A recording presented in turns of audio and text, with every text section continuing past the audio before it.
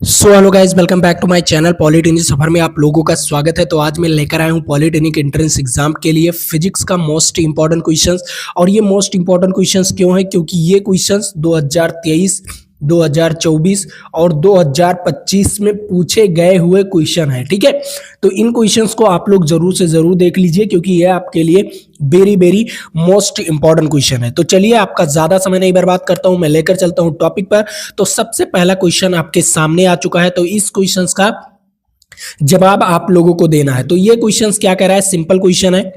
कह रहा है प्रकाश वर्ष किसका मात्रक है। जो प्रकाश वर्ष है ये किसका मात्रक है, इसके बारे में बताना है आप लोगों को। तो देखो, समय का मात्रक क्या जो समय का मात्रक होता है वो क्या होता है? सेकंड होता है। ठीक है, क्या होता है? सेकंड होता है।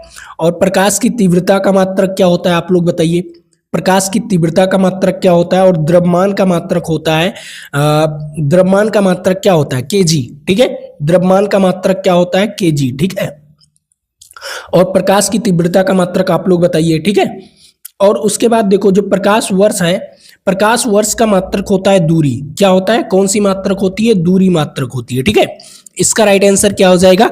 We is right answer. और मैं आप लोगों को इस पीडीएफ को इस तरह बनाकर दे रहा हूं। ठीक है, जैसे आप क्वेश्चन पढ़ो, क्वेश्चंस के बाद में आपको आंसर भी दिया होगा और आंसर की व्याख्या भी दी होगी। देखो कैसे, यहां पर व्याख्या की उसका उत्तर क्यों यही सही है। देखो क्या कह रहा है? प्रकाश वर्ष दूरी का। ठीक है, और प्रकाश वर्ष एक वर्ष में निर्वात में तय करता है। ठीक है, जो प्रकाश है वो एक वर्ष में कितनी दूरी निर्वात में तय करता है। ठीक है, उसके बाद क्या है ये इसका उपयोग खगोलीय दूरियों को मापने के लिए किया जाता है। जो प्रकाश वर्ष है ना, इसका उपयोग खगोलीय दूरी, ठीक है, खगोलीय दूरी को मापने के लिए किया जाता है। ठीक है, चलो अगला क्वेश्चन यहां पर आ गया। पार्सेक। पार्सेक किसकी इकाई है? जो पार्सेक है ये किसकी इकाई है? तो आप लोग बताइए, पार्सेक किसकी इकाई है? ये भी दूरी का इकाई है। किसकी? ये भी दूरी का मात्रक है। ठीक है, पार्सेक भी दूरी का मात्रक है। ठीक है, ठीक, तो इसका राइट आंसर क्या हो जाएगा? B is right answer. ठीक है, चलो अगला क्वेश्चन। अब यहां पर मैं आप लोगों को बता दूं कि कितना प्रकाश वर्ष होता है। व्याख्या में दिया गया है, देख लो कितना अच्छी तरीके से व्याख्या में दिया गया है। पार्सेक दूरी को मापने की सबसे बड़ी इकाई है। एक पार्सेक बराबर 3.26 प्रकाश वर्ष होता है। क्या होता है? प्रकाश ईयर्स होता है। ठीक है, प्रकाश वर्ष होता है। ठीक है, समझ में आया? ये चीज याद कर लीजिएगा, ये वेरी वेरी मोस्ट इंपॉर्टेंट है। इतना point very very most important है आपके लिए। ठीक है, ये जो पॉइंट है ना, ये आपके लिए वेरी वेरी मोस्ट इंपॉर्टेंट है। ठीक, चलो अगला क्वेश्चंस। इस क्वेश्चंस को देखिए, ये भी क्वेश्चंस आपके लिए वेरी वेरी मोस्ट इंपॉर्टेंट। क्या कह रहा है? निम्नलिखित में से कौन सा सदिश राशि नहीं है? इनमें में से कौन सा सदिश राशि नहीं है? तो चलिए देखता हूं कौन कौन सी सदिश राशि है। वेग सदिश राशि है। ठीक है, क्या है? वेग सदिश है। संवेग ये भी सदिश है। त्वरण ये भी सदिश है। गतिज ऊर्जा अगर जिसके पीछे ऊर्जा लग जाए या कार्य लग जाए, ठीक है, तो क्या हो जाएगा? अदिश राशि हो जाएगा। क्या हो जाएगा? वो अदिश राशि हो जाएगा। तो इसमें बताना क्या है कि कौन सी सदिश राशि नहीं है। तो गतिज ऊर्जा जो है ये आपकी सदिश राशि नहीं है। और गतिज ऊर्जा का फॉर्मूला क्या होता है? हाफ एम वी स्क्वायर होता है। क्या होता है? हाफ एम बी स्क्वायर होता है। ये चीज ध्यान में रखिएगा। ठीक है, अब यहां पर देख लो व्याख्या में, ऊर्जा एक अदिश राशि है। इनमें केवल परिमाण होता है, दिशा नहीं होता। दो चीज ध्यान में रखिएगा। ये भी पॉइंट बहुत ही अच्छा है, ये एनसीईआरटी का पॉइंट है। इसमें केवल परिमाण होता है, दिशा नहीं होता है। ठीक है, इसमें क्या होता है? परिमाण होता है, दिशा नहीं होता। ठीक है, चलो अगला क्वेश्चंस भी आपके सामने आ चुका है। इस क्वेश्चंस के बारे में पढ़ो। ये क्वेश्चंस क्या कह रहा है? न्यूटन के गति का पहला नियम किसकी परिभाषा देता है? न्यूटन का गति का पहला नियम किसका परिभाषा देता है? ये आप लोग बताइए। बहुत सारे बच्चे कहेंगे सर यहाँ पर जड़त्व तो ऑप्शंस दिया गया है। नहीं गाइस, जड़त्व तो ऑप्शन दिया गया है लेकिन जड़त्व का परिभाषा नहीं देता गाइस। देखो तो न्यूटन, बहुत सारे बच्चे कहेंगे कि जड़त्व। हाँ सर, जड़त्व। जड़त्व क्यों? कि ये परिभाषा नहीं देता, ये किसी चीज का परिभाषा नहीं देता, लेकिन क्या देता है जानते हो? क्या देता है ये ना जड़त्व का नियम, पहला नियम को जड़त्व का नियम भी कहा जाता है। ठीक है, न्यूटन के पहले नियम को जड़त्व का नियम कहा जाता है। ये परिभाषा नहीं देता, जो परिभाषा पहले नियम का होगा वही परिभाषा इसका भी होगा। ठीक है, ये किसी और चीज का परिभाषा नहीं देता। ठीक है, ये केवल क्या देता है कि न्यूटन के गति का पहला नियम जो है उसे हम जड़त्व का नियम भी कहते हैं। कौन सा नियम कहते हैं? जड़त्व का नियम भी कहते हैं, तो इसीलिए उसे हम जड़त्व का नियम कहते हैं। ठीक है, और न्यूटन का गति का पहला नियम। अब वही चीज यहां पर दिया गया है व्याख्या में, देखो जड़त्व, इसका राइट आंसर क्या हो जाएगा? जड़त्व। और यहां पर क्या दिया गया है? प्रथम नियम को जड़त्व का नियम भी कहते हैं, और इसके अनुसार कोई वस्तु अपनी विरामा या गति अवस्था तब तक नहीं बदलती जब तक उस पर बाह्य बल ना लगाया जाए। ठीक है, समझ में आया? चलो अगला क्वेश्चन भी आप लोगों के लिए यहां पर है। 5वां नंबर क्वेश्चन कह रहा है रॉकेट किस सिद्धांत पर कार्य करता है? जो रॉकेट है वो किसके सिद्धांत पर कार्य करता है? तो पहला ऑप्शन दिया गया है ऊर्जा संरक्षण, दूसरा संवेग संरक्षण, और तीसरा क्या है? द्रव्यमान संरक्षण, और चौथा क्या है? आर्किमिडीज का सिद्धांत। अब इन सभी सिद्धांतों के बारे में बात करते हैं। देखो, आर्किमिडीज का जो सिद्धांत है ये तैरने के लिए काम आता है। ठीक है, नदियों में तैरने के लिए काम आता है, या तालाब में तैरने के लिए काम आता है। ठीक है, लेकिन जो संवेग संरक्षण है ये रॉकेट इसी सिद्धांत पर कार्य करता है। ठीक है, क्या करता है? रॉकेट जो है ये इसी सिद्धांत पर कार्य करता है, तो इसका राइट आंसर क्या हो जाएगा? संवेग संरक्षण का सिद्धांत। कौन सा सिद्धांत? संवेग संरक्षण का सिद्धांत। B is right answer. ठीक है, कौन सा ऑप्शन सही जाएगा? B is right answer. अब आता है अगला नंबर क्वेश्चन, लेकिन उससे पहले इसकी व्याख्या भी पढ़ लेते हैं। देखो, व्याख्या में क्या कह रहा है? संवेग संरक्षण, इसका वी वाला ऑप्शन इज राइट आंसर होगा। लेकिन व्याख्या क्या कह रहा है? देखो, व्याख्या रॉकेट से निकलने वाली गैस, ठीक है, पीछे की ओर जो गैस निकलता है ना, मान लीजिए ये आपका रॉकेट हो गया, ये क्या हो गया? रॉकेट हो गया। ऐसे ये जो गैस निकलती है, ये जो आग निकलती है, मान लो ये क्या करती है? नीचे की ओर एक बल लगाती है। ठीक है, जब ये नीचे की ओर एक बल लगाएगी तो वही बल विपरीत में लगेगा। जैसे आपने न्यूटन का तीसरा नियम सुना है ना, कौन सा नियम? तीसरा नियम, क्रिया प्रतिक्रिया नियम। मतलब अगर इस तरफ कोई बल लगा रहा है तो उसके विपरीत भी वो बल लगाएगा। ठीक है, उसके विपरीत दिशा में भी उतना ही बल लगेगा। तो जितना बल इसके विपरीत लग रहा है उतना ही बल उसके आगे लगेगा। ठीक है, उसके उस दूसरे साइड लगेगा। तो वही यहां पर समझाया गया है। देखो क्या कहा है कि पीछे की ओर संवेग पैदा करती है, जिससे रॉकेट आगे की ओर समान संवेग से प्राप्त होती है। ठीक है, जो वेग है जितना नीचे की ओर बल लगेगा उतने ही बल से वो आगे की ओर, मतलब ऊपर की ओर उड़ेगा। ठीक है, समझ में आया? ये चीज समझना चाहिए। व्याख्या को समझो तभी आपको आगे समझ में आएगा। ठीक है, अब यहां पर आता है 6वां नंबर क्वेश्चन। 6वां नंबर क्वेश्चन क्या कह रहा है? सिंपल क्वेश्चन है तो इससे भी जानना जरूरी है। देखो क्या कह रहा है, यदि किसी वस्तु का वेग दुगना कर दिया जाए और उसकी गतिज ऊर्जा क्या हो जाएगी? बताओ, वेग को दुगना कर दिया जाए तो सिंपल, गतिज ऊर्जा का फार्मूला K बराबर हाफ mv²। अगर देख लो K क्या है? v स्क्वायर के प्रोपोर्शनल है। क्या है? प्रोपोर्शनल है। अगर वेग को दुगना कर देंगे तो बताओ K क्या हो जाएगा? वेग को दुगना कर दिया, मान लो वेग को दुगना कर दिया तो 2v का होल स्क्वायर हो जाएगा। ठीक है, उसके बाद K बराबर 4v²। तो कितना गुना हो जाएगा उसका जो गतिज ऊर्जा हो जाएगा वो चौगुना हो जाएगा, मतलब 4 गुना हो जाएगा। ठीक है, कितने गुना हो जाएगा? 4 गुना। पहले v² था, अब 4v² हो गया है। पहले क्या था? v² था, अब 4v² हो गया है, मतलब 4 गुना हो जाएगा। क्या हो जाएगा? 4 गुनी हो जाएगी। चाहे आप लोग पूरे फार्मूले पर रख कर देख लीजिए, चाहे ये छोटा सा फार्मूला आप लोग बना सकते हैं। ठीक है, तो कितनी गुनी हो जाएगी? 4 गुनी हो जाएगी। इसका राइट आंसर हो जाएगा सी इज राइट आंसर। ठीक है, चलो अगला क्वेश्चन यहां पर आप लोग देख भी सकते हो। यहां पर व्याख्या में आपको दिया गया है कि कितना गुना हो जाएगा, 4 गुनी हो जाएगी। ठीक है, वही चीज मैं जिस तरह लगाया हूं वैसे वो भी लगाया है, ठीक है। चलो अगला क्वेश्चन। अब यहाँ पर 7वां नंबर क्वेश्चन क्या कह रहा है, सिंपल क्वेश्चन है। कह रहा है एक अश्व शक्ति में कितने वाट होते हैं।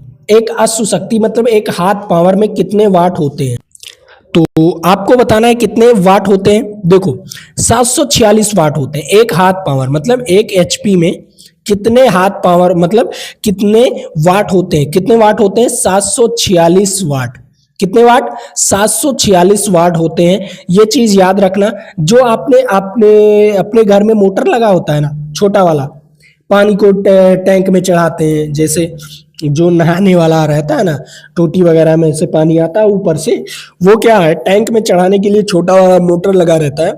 उसे पूछते हैं कि कितने हाथ पावर का है, मतलब आप लोग हाथ पावर पूछते हैं लेकिन वो होता है हॉर्स पावर, ठीक है। वहां पर गलत पढ़ते हो आप लोग, हाथ पावर नहीं होता, वहां पर हॉर्स पावर बोला जाता है। उसे क्या बोला जाता है, हॉर्स पावर बोला जाता है। तो वो कितने वाट के बराबर होता है, 746 वाट के बराबर होता है। कितने वाट के बराबर होता है, 746 वाट के बराबर होता है, ठीक है। चलो अगला क्वेश्चन यहां पर आ गया है 8 नंबर क्वेश्चन। बहुत ही बढ़िया क्वेश्चन है जो कि आपके exam of point of view से वेरी वेरी मोस्ट इंपॉर्टेंट है। क्या कह रहा है, घड़ी की चाबी भरने पर उसमें कौन सी ऊर्जा संचित होती है।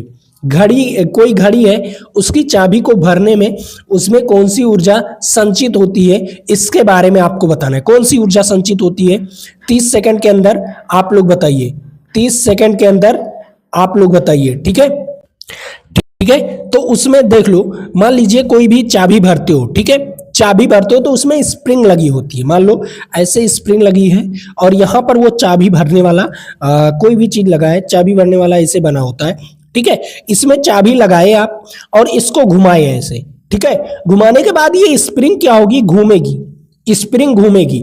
स्प्रिंग घूमकर इसमें विकृति पैदा होगा। क्या होगा इसमें, या कि तो इसका लंबाई छोटा हो जाएगा या इसकी लंबाई बड़ी हो जाएगी, ठीक है। लेकिन अधिकतर केस में लंबाई छोटा होता है, मतलब विकृति उत्पन्न हो जाएगा। पहले की लंबाई क्या थी, यल थी, और क्या हो गई डेल्टा यल छोटा हो गया, ठीक है। तो इसमें विकृति उत्पन्न हो जाएगी और विकृति उत्पन्न होने के कारण इसमें स्थितिज ऊर्जा उत्पन्न होती है। किसके कारण इसमें स्थितिज ऊर्जा उत्पन्न होती है। तो कौन सा ऑप्शन सही जाएगा, वी इज राइट आंसर। कौन सा option, B is right answer, ठीक है। तो वही चीज यहां पर भी दिया होगा। देखो क्या कह रहा है, यहां पर स्थितिज ऊर्जा दिया है, ठीक है। स्थितिज ऊर्जा क्या है, स्प्रिंग को ऐंठन या चाबी भरने पर उसमें विकृति के कारण स्थितिज ऊर्जा संचित हो जाती है, ठीक है। ये थोड़ा गुरुत्वाकर्षण गलत है, ये थोड़ा गलत टाइप हो गया है, ठीक है।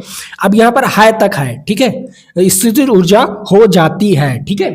समझ में आया इसका राइट आंसर। चलो अगला क्वेश्चन, इस क्वेश्चंस के बारे में पढ़ते हैं। देखो ये क्वेश्चंस क्या कह रहा है, सिंपल इस क्वेश्चंस को समझते हैं। क्या कह रहा है ये क्वेश्चन, कह रहा है पृथ्वी के सतह पर गुरुत्वीय त्वरण जी का मान अधिकतम कहां होता है।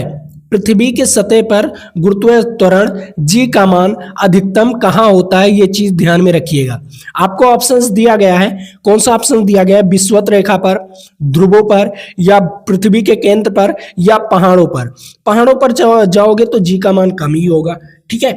लेकिन अब बताओ आप लोग कहां पर होगा, विषुवत रेखा पर होगा, या ध्रुवों पर होगा, या पृथ्वी के केंद्र पर होगा। बताइए, बताओ क्या होगा, अधिकतम कहां पर होगा। तो देखो जो ध्रुव है, ध्रुव पर अधिकतम होगा। क्या होगा, ध्रुव पर अधिकतम होगा, ठीक है, अधिकतम होगा। और विषुवत रेखा पर कम होगा, सबसे न्यूनतम होगा, सबसे क्या होगा, न्यूनतम होगा। और पृथ्वी के केंद्र पर, पृथ्वी के केंद्र पर जीरो। क्या होगा, पृथ्वी के केंद्र पर होगा जीरो। क्या होगा, पृथ्वी के केंद्र पर होगा जीरो, और विषुवत रेखा पर होगा न्यूनतम, और ध्रुवों पर होगा अधिकतम। क्या होगा, ध्रुवों पर होगा अधिकतम। ये चीज ध्यान में रखिएगा, ठीक है। चलो अगले नंबर, यहां पर व्याख्या भी पढ़ लेते हैं। व्याख्या क्या कह रहा है, देखो क्या कह रहा है, पोल्स पर क्या होगा, अधिकतम होगा।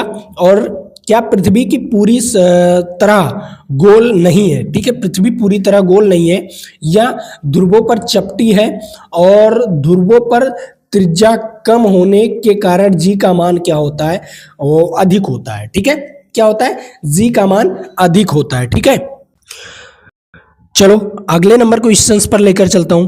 अगला नंबर क्वेश्चंस क्या कह रहा है, कह रहा है यहां पर सिंपल क्वेश्चन है, कह रहा है किसी वस्तु को पलायन वेग पर पृथ्वी से कितने कितने वेग से फेंका जाए, किस पलायन वेग से फेंका जाए कि वो अंतरिक्ष में चला जाए, यहां पर ना रुके। ठीक है, तो कौन सा पलायन वेग होता है, पलायन वेग का मान कितना होता है, पलायन वेग का मान होता है 11.2 किलोमीटर प्रति सेकंड। क्या होता है, 11.2 किलोमीटर प्रति सेकंड इज राइट आंसर। इतने वेग से फेंक दोगे तो वो पृथ्वी के कक्ष में नहीं रह पाएगा, पृथ्वी के सरेंडर में नहीं रह पाएगा, मतलब पृथ्वी के एरिया में नहीं रह पाएगा, वो अंतरिक्ष में चला जाएगा। ठीक है, वो अंतरिक्ष में चला जाएगा। तो इसका राइट आंसर क्या हो जाएगा, इसका राइट आंसर ए वाला ऑप्शन इज राइट आंसर। ठीक है, अब यहां पर कुछ चीजें बताया गया है, देखो क्या कह रहा है, कह रहा है यदि किसी वस्तु को इतने किलोमीटर प्रति सेकंड की गति से ऊपर की ओर फेंका जाए तो पृथ्वी के गुरुत्वाकर्षण क्षेत्र से बाहर चली जाएगी और वापस नहीं आएगी। वो वस्तु वापस फिर नहीं आएगी, वो गुरुत्वाकर्षण क्षेत्र से बाहर चली जाएगी। ठीक है, पृथ्वी के। ठीक है, समझ में आया। अब चलो अगला नंबर क्वेश्चंस देखते हैं, उस क्वेश्चंस को भी आसानी से समझते हैं। 11 नंबर क्वेश्चंस, 11 नंबर क्वेश्चंस क्या कह रहा है, वर्षा की बूंद गोलाकार क्यों हो जाता है, वर्षा की बूंदे गोलाकार क्यों हो जाता है, ये पृष्ठीय तनाव के कारण होता है। पृष्ठ तनाव क्या कहता है कि कोई भी चीज अपने से कम एरिया में रहना चाहता है, कम से कम एरिया में रहना चाहता है। आपका शरीर भी है तो कम से कम एरिया में रहना चाहता है, इसलिए जो पृष्ठ तनाव है इसी के कारण क्या होता है, कम से कम वह कम एरिया में रहना चाहता है, इसीलिए वो वर्षा की बूंदें गोलाकार हो जाती है। देखो क्या कह रहा है व्याख्या में, पृष्ठ तनाव के कारण द्रव एक मुक्त पृष्ठ कम से कम क्षेत्र को घेरने का प्रयास करती है और गोले का क्षेत्रफल जो होता है वो आयतन के सापेक्ष कम होता है, मतलब आयत के सापेक्ष क्या होता है, कम होता है, न्यूनतम होता है। ठीक है, आयत का जो होता है वो क्षेत्रफल ज्यादा होता है और गोले का जो क्षेत्रफल होता है वो कम होता है। ठीक है, समझ में आया। इसका राइट आंसर क्या होगा, इसका राइट आंसर वी वाला ऑप्शन इज राइट आंसर। ठीक है, चलो अगला नंबर क्वेश्चंस, इस क्वेश्चंस को समझते हैं। ये क्वेश्चंस क्या कह रहा है, बैरोमीटर का पाठ्यांक, जो बैरोमीटर है उसका पाठ्यांक अचानक गिरने से किसका संकेत होता है। तो बैरोमीटर का पाठ्यांक अगर गिरना शुरू हो जाए तो क्या होगा, अचानक उसे आंधी तूफान का क्या होता है, संकेत बता देता है, वो आंधी तूफान का क्या होता है, संकेत बता देता है। तो इसका राइट आंसर क्या हो जाएगा, वी इज राइट आंसर। कौन सा ऑप्शन सही जाएगा, वी इज राइट आंसर। ठीक है, चलो अगला नंबर क्वेश्चन, लेकिन उससे पहले व्याख्या को समझ लेते हैं। व्याख्या क्या कह रहा है, वायुमंडल दाब का अचानक कम होना आंधी या तूफान आने की सूचक होता है। ठीक है, वायुमंडल दाब अगर कम होगा तो आंधी या तूफान आने की सूचक हो जाता है, मतलब वो सूचना दे देता है। ठीक है, मैं आंधी और तूफान आने वाला हूं। ठीक है, अब यहां पर आ गया ध्वनि तरंग। मैंने आपको ध्वनि तरंग में आसानी से बताया था अगले ही वीडियो में कि ध्वनि तरंग को कैसे पहचानेंगे और प्रकाश तरंग को कौन सा तरंग है ये कैसे पहचानेंगे। तो देखो ध्वनि तरंग किस प्रकार का तरंग होता है, ये अनुदैर्ध्य तरंग होती है। किस प्रकार की तरंग होती है, अनुदैर्ध्य तरंगे होती है। ठीक है, ध्वनि तरंग किस प्रकार की तरंगे होती है, अनुदैर्ध्य तरंगे होती हैं। और प्रकाश तरंगे मैंने बताया था कि प्रकाश तो प्रस्थ, ठीक है, प्रस्थ में क्या आ जाता है, प्रा आ जाता है, तो प्रा आ गया तो अनुप्रस्थ तरंगे हो जाएंगी। कौन सी, अनुप्रस्थ तरंगे हो जाएंगी। तो इसका राइट आंसर, प्रकाश तरंगे कौन सी तरंगे होंगी, अनुप्रस्थ तरंगे होंगी, और ध्वनि तरंगे कौन सी तरंगे होंगी, अनुदैर्ध्य तरंगे होंगी। कौन सी तरंगे होंगी, अनुदैर्ध्य तरंगे। ठीक है, अब यहां पर देख लो, आप लोगों को आसानी से मैंने व्याख्या में भी बता रखा है। ठीक है, इस पीडीएफ को पढ़ने के बाद आपको कोई दिक्कत नहीं आने वाला है, गारंटेड है, कोई दिक्कत नहीं आने वाला है। ठीक है, चलो अब यहां पर इस क्वेश्चंस का जवाब बताइए, लेकिन उससे पहले मैं बता दूं कि पीडीएफ आप कहां पर डाउनलोड करोगे। पीडीएफ आप लोगों को हमारे ऐप पर डाउनलोड करोगे, नीचे डिस्क्रिप्शन बॉक्स में ऐप का लिंक दिया हुआ है, और वहां से जाकर आप लोग फ्री मटेरियल में जाओगे, वहां पर आपको पीडीएफ मिलेगा, और कुछ वीडियो वाले सेक्शन में जाओगे तो वीडियोस मिलेगा। और अगर आप लोग टेस्ट वाले सेक्शन में जाओगे तो आपको फ्री में टेस्ट भी मिलेगा। तो ऐप को डाउनलोड करना ना भूलिए, जाकर नीचे डिस्क्रिप्शन बॉक्स में ऐप का लिंक दिया हुआ है। और मैं आपको बता दूं, टेलीग्राम भी ज्वाइन करना ना भूलिए, क्योंकि यहाँ पर हर एक नोटिफिकेशन दिया जाता है कि कौन सा पीडीएफ कहाँ पर अपलोड हुआ है और कब अपलोड हुआ है, और कौन सी वीडियोस आने वाली है हमारे यूट्यूब चैनल पर, और कौन सा टेस्ट हमारे आने वाला है हमारे टेलीग्राम पर, या टेलीग्राम नहीं सॉरी यूट्यूब चैनल पर या ऐप पर। तो आप लोगों को वहां पर बताया जाता है, तो आप लोग जरूर से जरूर टेलीग्राम भी ज्वाइन कीजिए, ठीक है। नीचे डिस्क्रिप्शन बॉक्स में उसका भी लिंक दे दिया गया है। अब यहां पर देख लो, मानो कान के लिए जो श्रव्य ध्वनि का आवृत्ति क्या है, जो मानो है, मानो कान के लिए कौन सा श्रव्य ध्वनि की आवृत्ति है, तो क्या होता है 20 से 20,000 हर्ट्ज तक। कौन सी? 20 से लेकर 20,000 हर्ट्ज तक आप लोग श्रव्य ध्वनि को सुन सकते हैं, ठीक है। 20 से लेकर 20,000 हर्ट्ज तक। तो इसका राइट आंसर क्या हो जाएगा? B is right answer. कौन सा option? B is right answer. अब व्याख्या में वही चीज दिया गया है, 20 से कम को क्या कहते हैं? आश्रव्य ध्वनि कहते हैं, और 20 से अधिक को प्राश्रव्य ध्वनि कहते हैं, ठीक है। 20,000 हर्ट्ज से अगर अधिक है तो उसे हम क्या कहेंगे? प्राश्रव्य ध्वनि कहेंगे, ठीक है। ये प्राश्रव्य ध्वनि होगा 20,000 हर्ट्ज से अधिक, और 20 से कम अपश्रव्य ध्वनि होगा, और श्रव्य ध्वनि क्या होगा? 20 से लेकर 20,000 हर्ट्ज तक, ठीक है। समझ में आया इसका उत्तर? चलो अगला question, 15 number question. 15 number question क्या कह रहा है? ध्वनि की चाल अधिकतम किस में होती है? तो ध्वनि की चाल अधिकतम ठोस में होती है। किस में? ठोस में। पहले क्या आएगा? ठोस आएगा। मैंने इसको बताया, ध्वनि लेसन जब पढ़ाया है ना, तो उसमें ये चीजें बताया है, ठीक है।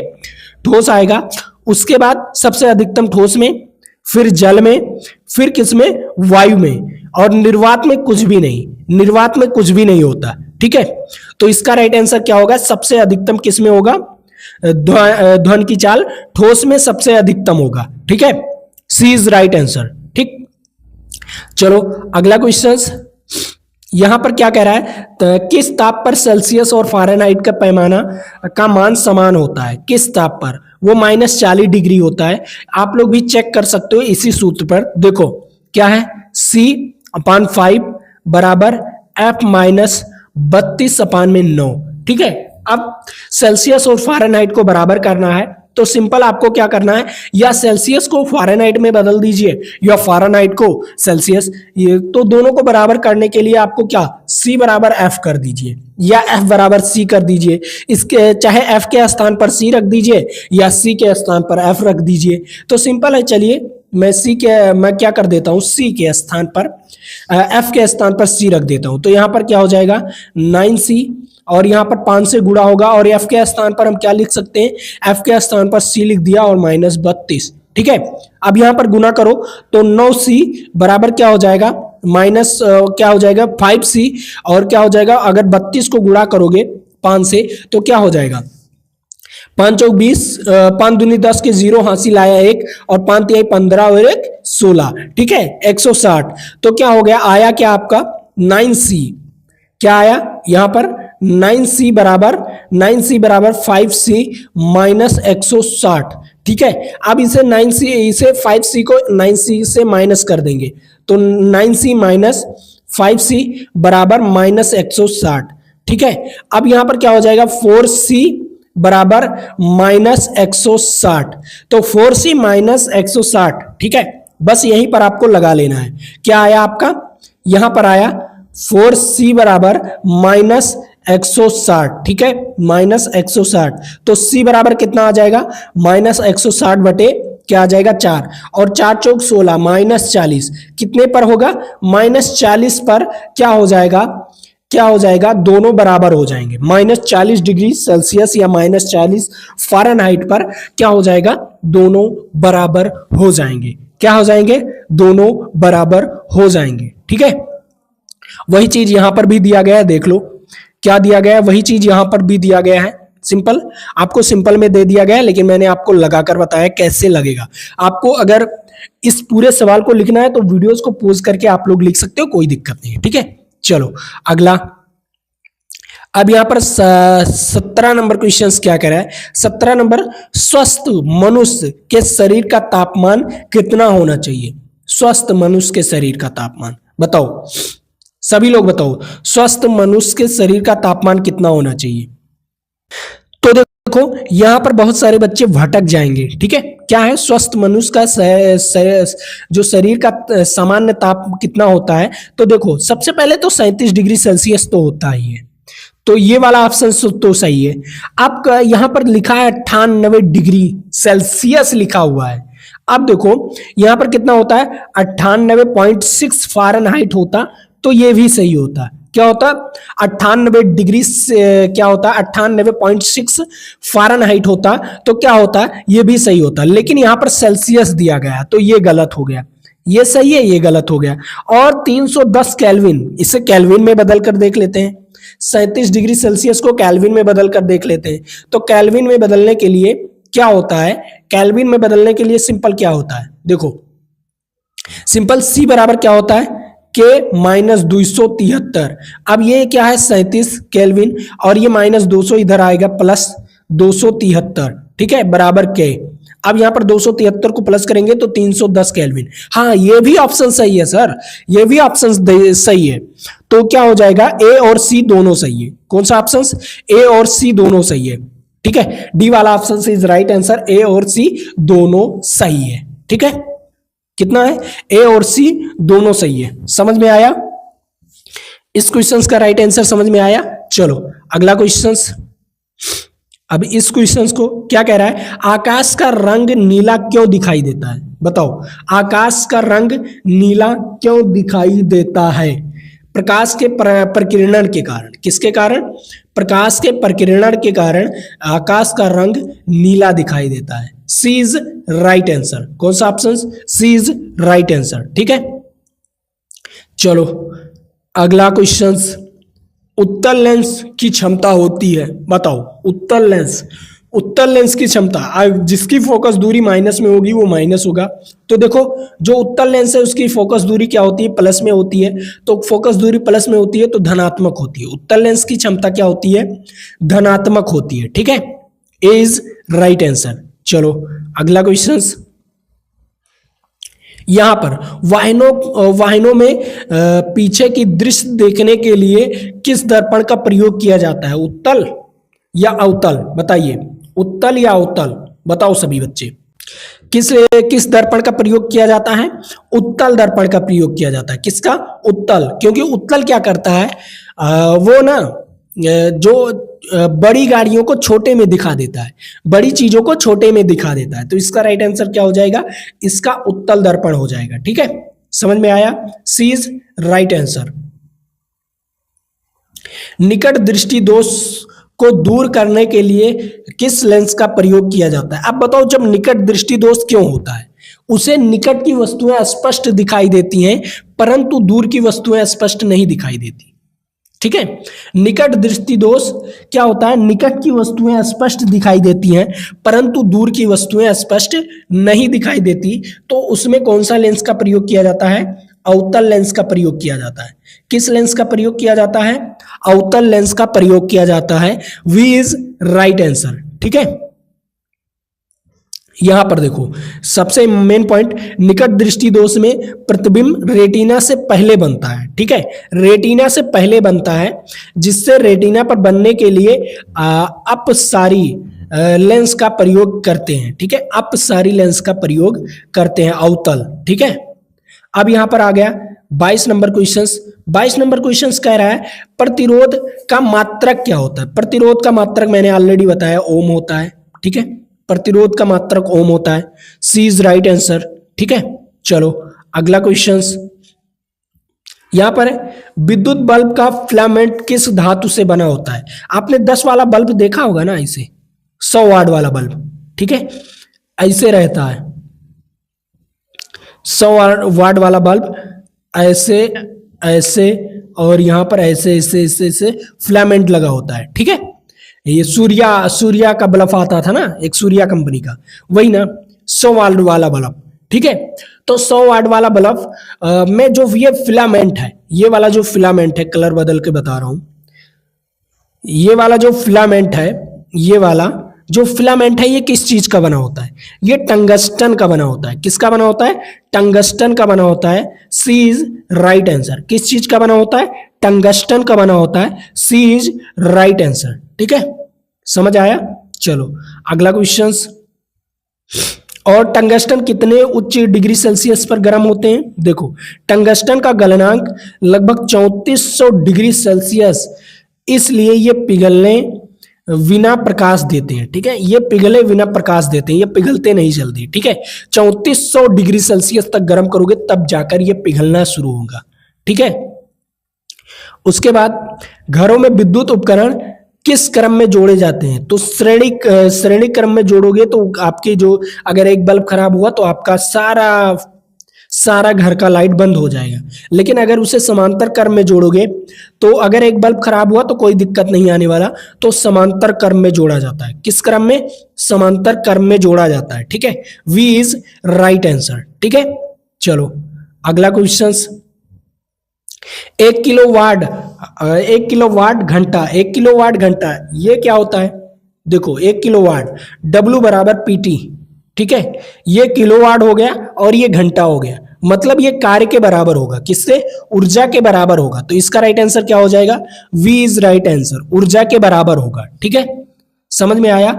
अब चलिए मैं आप लोगों को एक क्वेश्चंस देता हूं, उस क्वेश्चंस को आप लोग बताइएगा। ठीक है, वेरी वेरी मोस्ट इंपॉर्टेंट, इस क्वेश्चंस का जवाब आप लोग बताइएगा। और हाँ, आप पीडीएफ कहां पर डाउनलोड कर सकते हो? पीडीएफ हमारे ऐप पर डाउनलोड कर सकते हो, नीचे डिस्क्रिप्शन बॉक्स में लिंक दिया हुआ है, वहां से जाकर आप लोग हमारा ऐप को डाउनलोड करके पीडीएफ को डाउनलोड कर सकते हो फ्री वाले मटेरियल में जाके। और फ्री वाले मटेरियल में आपको वीडियोस भी फ्री में मिलता है, टेस्ट भी कुछ फ्री में मिलता है, तो आप लोग जाकर वहां पर सारी चीजें कर सकते हो। और हाँ, जो बच्चे हमारा पेड वर्जन खरीदना चाहते हैं तो मात्र 199 रुपए आपकी जिंदगी सफल कर देगी। मैं कह रहा हूं ना, गवर्नमेंट कॉलेज पूरी गारंटी के साथ, ज्यादा कुछ नहीं, इसमें वो चीज पढ़ाया है जो आपके हूबहू एग्जाम में आएगा। चैप्टर वाइज भी खत्म किया हूं, आपका मैथ का चैप्टर खत्म किया हूं, फिजिक्स का चैप्टर खत्म किया हूं, मैथ का चैप्टर पूरा खत्म किया हूं और केमिस्ट्री का भी चैप्टर पूरा खत्म किया हूं।